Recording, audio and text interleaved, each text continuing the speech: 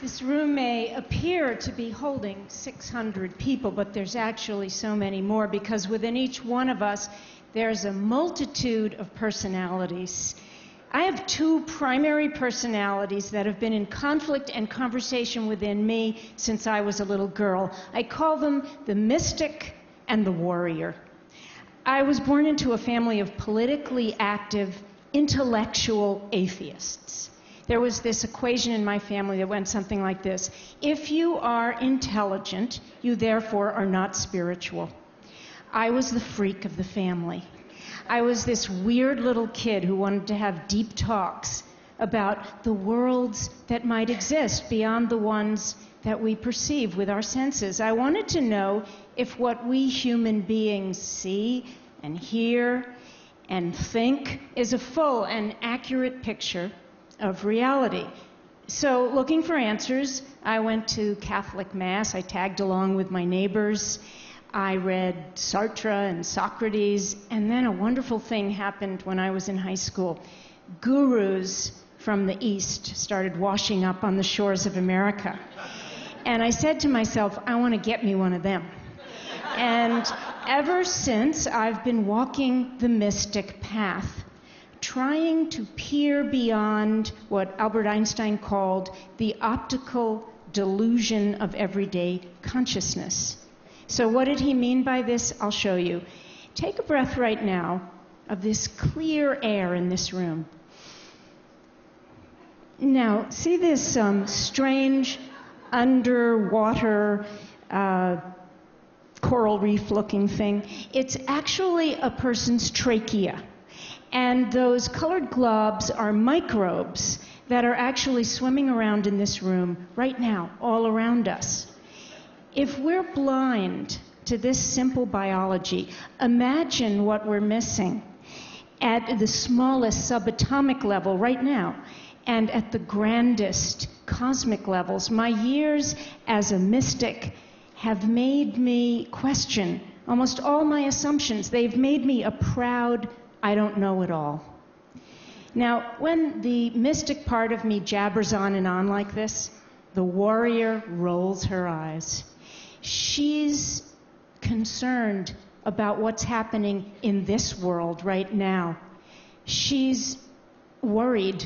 She says, excuse me, I'm pissed off and I know a few things and we better get busy about them right now. I've spent my life as a warrior, working for women's issues, working on political campaigns, being an activist for the environment.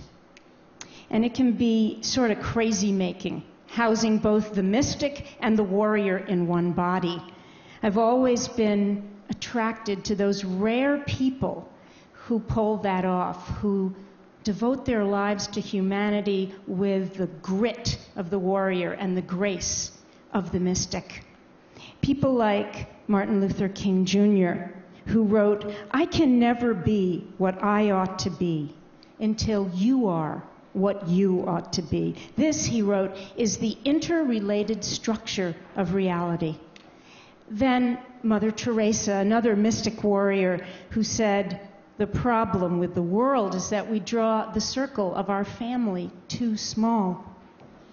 And Nelson Mandela, who lives by the African concept of Ubuntu, which means I need you in order to be me, and you need me in order to be you. Now, we all love to trot out these three mystic warriors as if they were born with the saint gene, but we all actually have the same capacity that they do. And we need to do their work now. I'm deeply disturbed by the ways in which all of our cultures are demonizing the other, by the voice we're giving to the most divisive among us. Listen to these titles of some of the best-selling books from both sides of the political divide here in the U.S. Liberalism is a mental disorder. Rush Limbaugh is a big fat idiot. Pinheads and patriots arguing with idiots. They're supposedly tongue-in-cheek, but they're actually dangerous. Now, here's a title that may sound familiar, but whose author may surprise you.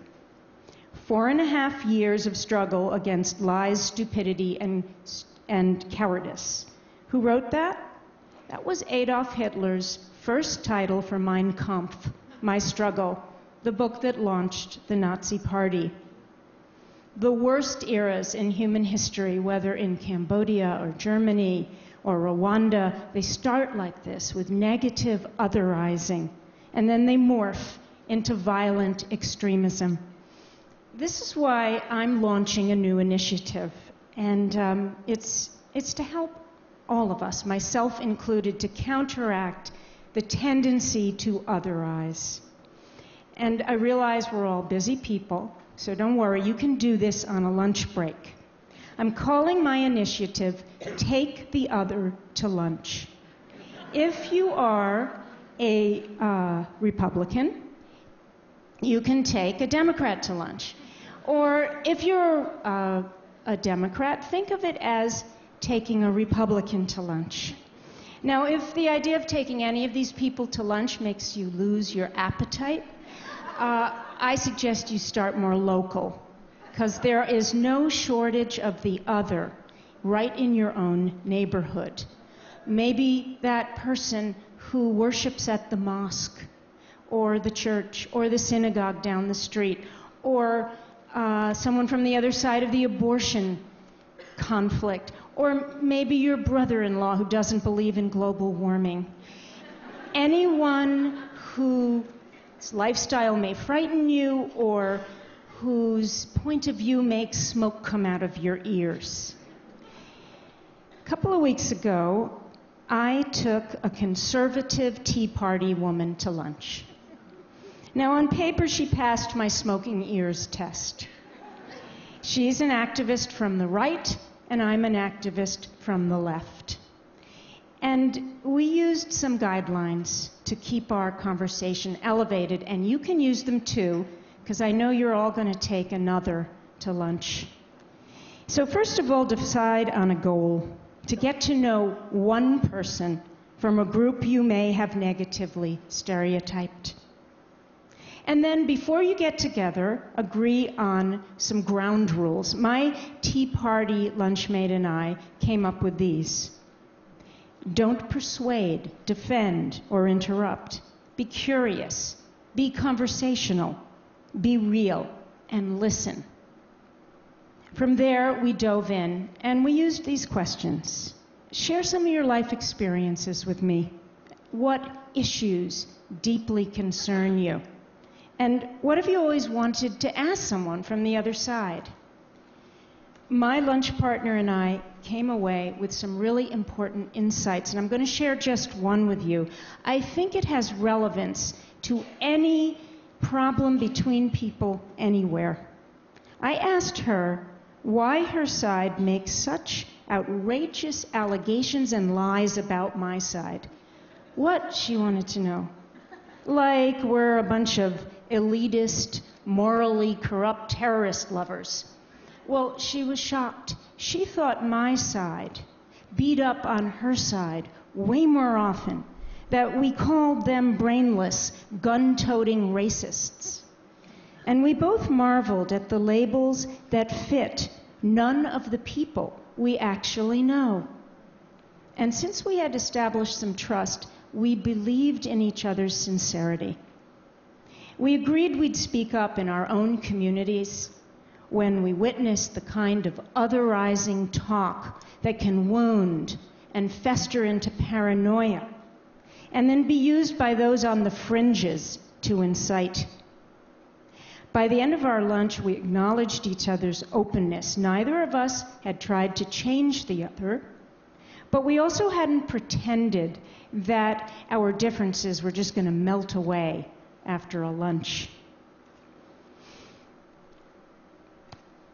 Instead, we had taken first steps together, past our knee-jerk reactions to the Ubuntu place, which is the only place where solutions to our most intractable-seeming problems will be found. So, who should you invite to lunch? Next time you catch yourself in the act of otherizing, that'll be your clue. And what might happen at your lunch? Will the heavens open and We Are the World play over the restaurant sound system? Probably not. Because Ubuntu work is slow and it's difficult. It's two people dropping the pretense of being know-it-alls. It's two people, two warriors, dropping their weapons and reaching toward each other. Here's how the great Persian poet Rumi put it.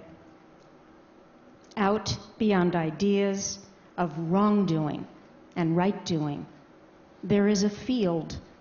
I'll meet you there.